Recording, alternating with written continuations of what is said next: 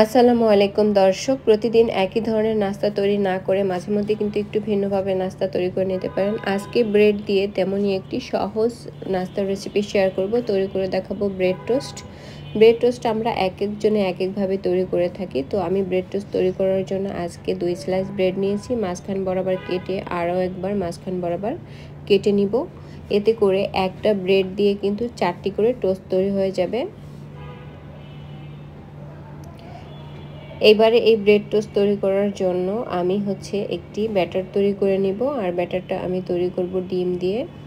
এর জন্য নর্মাল তাপমাত্রায় থাকা 2টি ডিম আমি একটি মিক্সিং বলে প্রথমে ভেঙে নিয়েছি, আর এখানে আমি কিছু মশলা অ্যাড করব। দিয়েছি আমি হলুদ গুঁড়ো 1/2 চা চামচ, লাল মরিচের গুঁড়ো ব্যবহার করব 1 চা চামচ, আর দিয়ে দিব গোলমরিচের গুঁড়ো 1/2 চা চামচ, দিয়ে দিব পরিমাণ মতো লবণ। এখন সবগুলো উপকরণ ভালো করে মিক্স করে নিতে হবে একটি কাঁটা চামচ দিয়ে, আর আমি 1 চা চামচ চিনিও ব্যবহার করেছি।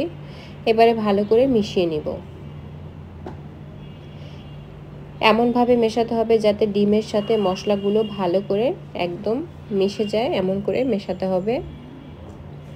আমার ব্যাটারটা এবারে মেশানো হয়ে গিয়েছে। এইবারে এখানে আমি আরও একটি উপকরণ অ্যাড করব। দিয়েছি আমি 2 টেবিল চামচ ধনিয়া পাতা।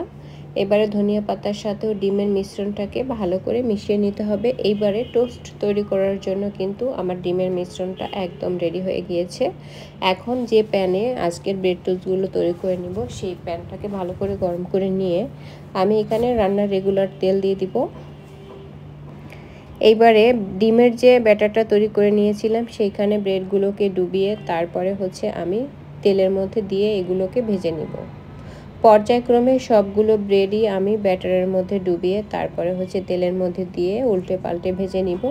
চুলার ফ্লেম লোতে রেখে তারপরে টোস্টগুলোকে উল্টে পাল্টে ভেজে নিব। যখন একটা পাশ হয়ে যাবে ওই পর্যায়ে অন্য পাশে উল্টে দিতে হবে এবং উল্টে পাল্টে তারপরে টোস্টগুলোকে তৈরি করে নিব। খুব সহজে অল্প সময় যদি কোনো নাস্তা তৈরি করতে হয় তখন কিন্তু এই নাস্তাটা আপনারা তৈরি করে নিতে পারেন। আজকের ব্রেড টোস্ট তৈরির এই সহজ রেসিপি ভালো লাগলে আমার চ্যানেলটি সাবস্ক্রাইব করবেন, পেজটি ফলো দিয়ে রাখবেন।